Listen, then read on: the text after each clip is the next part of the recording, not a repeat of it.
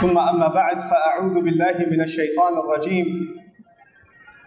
بسم الله الرحمن الرحيم.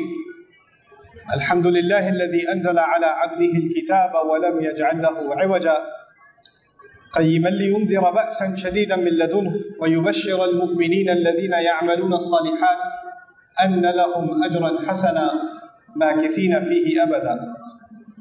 رب اشرح لي صدري ويسر لي أمري واحلل عقدة من لساني يفقهوا قولي آمين يا رب العالمين. বর্তমান সময়ের তরুণরা, বিশেষভাবে তরুণরা, তারা বলে যে আমি জানি না আমার কি করা উচিত।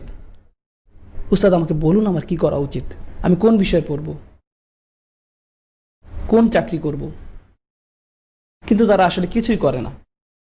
তারা একজনের কাছ থেকে 30টা উপদেশ নেয়, তারপর আরেকজনের কাছে যায়, সেখান থেকে 40টা উপদেশ নেয়, তারপর আরেকজনের কাছ থেকে 50টা উপদেশ নেয়।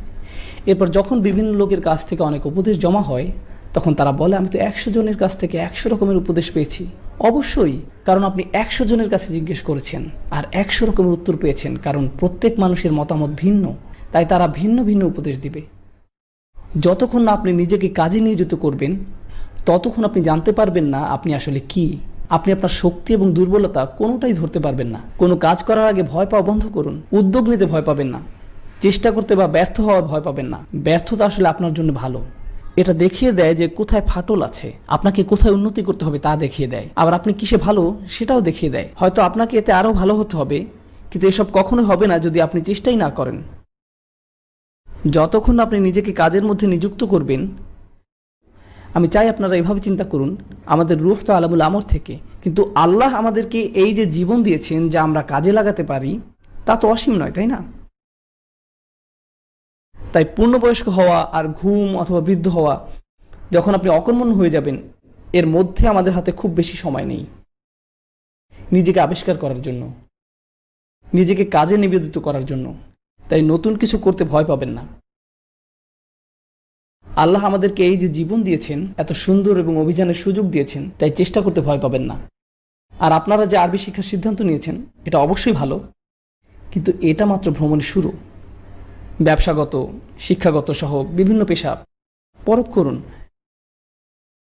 আর আপনি যদি ভয়ে জীবন কাটিয়ে দেন এই ভেবে, যদি এটা আমার জন্য না হয়, আমি যদি এতে সাফল্য না পাই, তাহলে আপনি সারা জীবন এক পাশেই পড়ে থাকবেন, জীবনে কোনো কিছুই করতে পারবেন না। ব্যর্থতার ভয় আপনাকে মুক্ত হতে হবে, নিজের শাকিলার উপর জোর দিতে হবে। আপনাকে প্রাথমিক ভয় কাটিয়ে উঠতে হবে, আর যখন তা পারবেন দেখবেন জীবনে আশ্চর্যজনক পরিবর্তন শুরু হয়েছে। ব্যর্থতার ভয় আপনাকে মুক্ত হতে হবে। আমি আপনাদেরকে আমার সবচেয়ে প্রিয় ছাত্রের কথা বলি। আপনারা হলেন আমার 5ম ব্যাচের ছাত্র, ভাবলেই অবাক লাগে। যাই হোক, আমার প্রিয় ছাত্র, নাম বলবো না, তার সমস্যা কি ছিল? আমি বলি আল্লাহ তাকে আরবি শিক্ষার জন্য সৃষ্টি করেননি, আমি এটাই বলি।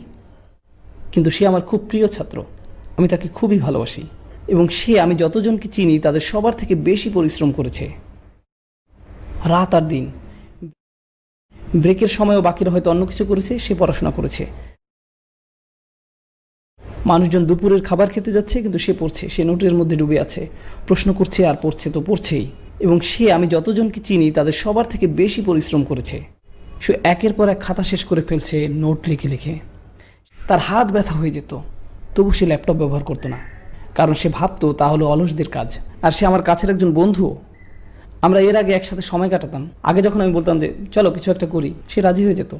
কিন্তু এখন যখন আমি তাকে ফোন করে বলি চলো বাইরে যাই, কিছু একটা করি, সে বলে না আমার কাজ আছে। অথচ দিনের বেলা আমি তার শিক্ষক, আর রাতে যখন তাকে আমি ফোন দেই সে বলে তাকে পড়তে হবে। ধন্যবাদ, ক্লিক। কিন্তু সে অনেক পরীক্ষায় ভয়াবহভাবে ফেল করেছে, কিন্তু তার জন্য আমার খারাপ লাগে না, কারণ সে সত্যিকার অর্থে চেষ্টা করেছে। আর এমন লোকও ছিল যারা খুব একটা চেষ্টা না করে 100 পেয়েছে। প্রথমত আমি মনে করি তাদের জন্য এই সময়ের কোনো মূল্য নেই। তারা যা শিখছে, আর আমি তাদের কাজকে শ্রদ্ধাও জানাই না, কিন্তু সে যা করছে আমি তাকে শ্রদ্ধা করি। আমি কিছু একটা করব, যথাসম্ভব চেষ্টার সাথে করব। ব্যর্থতার প্রথম আগমনেই ভয় পেয়ে পালাবো না, আমি অন্য কিছু করা শুরু করব না। আর এটাই আমাদের বুঝতে হবে ক্যারিয়ারের ক্ষেত্রেও। আপনি যে প্রচেষ্টা করবেন, যতক্ষণ আপনি উপভোগ করছেন, যে একটু ছন্দপতন ঘটল, আপনি ভাবলেন এখন আমার অন্য কিছু করা উচিত। তাই কি? তাই কি? এটা তো জান্নাত নয়। ভালো দিনের সাথে খারাপ দিন তো থাকবেই, এই জীবনটাই এমন। যখন অনুগ্রহ আসতে থাকলো, আমি খুশি, সব ঠিক আছে, আমি খুশি। আর যখন কিছু মনমতো হলো না, তারা চরম হতাশাগ্রস্ত হয়ে গেল। কানাইয়া উসা, তারা চরম হতাশাগ্রস্ত হয়ে গেল। আমার এটা করা ঠিক না, বা এটা আমার জন্য না। এটা ছাত্রদের সাথেও হয়। তারা একটা পরীক্ষা ফেল করে, আরে না না ফেল না, 95 ফেল, আস্তাগফিরুল্লাহ। আপনি কিভাবে বাপ মাকে মুখ দেখাবেন? আপনাকে কে বিয়ে করবে কারণ আপনি 95 পেয়েছেন? আমার মনে হয় আমার পড়াশোনা ছেড়ে দেওয়া উচিত, কারণ এখন আর কোনো লাভ নেই। সত্যি? সিরিয়াস হন, মেরুদণ্ড শক্ত করুন। আপনি যাই করেন না কেন নিজেকে পুরোপুরি নিবেদিত করুন। আর এটা শুধু এই প্রোগ্রামে না, জীবনের সব ক্ষেত্রেই প্রযোজ্য। যাই করুন পুরোপুরি মনোযোগের সাথে করুন। আপনি যাই করেন না কেন নিজেকে পুরোপুরি নিবেদিত করুন। অবশ্যই সাহায্য চাইতে পারেন, কিন্তু অতিরিক্ত চাইবেন না। এমন যেন না হয় যে আপনি উপদেশের পর উপদেশ নিচ্ছেন কিন্তু নিজে কিছুই করছেন না। আপনার জীবনে আপনি খুব অল্প কিছু মানুষকে বিশ্বাস করতে পারেন। আবার এমন লোকও আছে যারা এমন মানুষের কাছে উপদেশ চায় যে তারা জানে তারা 2 রকমের উত্তর পাবে, কারণ তারা দ্বিধায় থাকতে পছন্দ করে। তারা একে অজুহাত হিসাবে ব্যবহার করে। সে এটা বলেছে কিন্তু তুমি তো এটা বলেছ। তারপর আপনি যখন কিছু বলবেন তখন তারা বলবে কিন্তু অমুক তো এটা বলেছে, এটা তো আগেই বলা যেত। উপদেশ নেবেন কিন্তু তার যেন উদ্দেশ্য থাকে। আর যাকে বিশ্বাস করেন তার কাছে যান, যেন তোলে লোকের কাছে না। আর আপনি যদি তা না করেন তাহলে কি বোঝায় জানেন? প্রথমত আপনার নিজের উপর বিশ্বাস নেই, দ্বিতীয়ত আপনি মানুষকেও বিশ্বাস করেন না। আপনি কেন তাদের জিজ্ঞেস করছেন যেখানে আপনি নিজেই জানেন আপনার সিদ্ধান্ত? আপনার সবার উপদেশ নিতে হবে এমন কোনো কথা নেই। আমার উপদেশ, শেখ উমর সুলাইমানের উপদেশ, শেখ আব্দুল নাসেরের উপদেশ বা যে কারো উপদেশ, আপনি উপদেশ নিয়ে নিজের বুদ্ধি খাটান। আর যখন আপনি সিদ্ধান্ত নিয়েছেন তখন আল্লাহর উপর বিশ্বাস রাখুন আর সামনে এগিয়ে যান। আর এভাবেই আপনি নিজেকে চিনতে পারবেন। আর এটা খুবই গুরুত্বপূর্ণ একটি শিক্ষা যা মুসলিমদের মাঝে আত্মস্থ করা উচিত।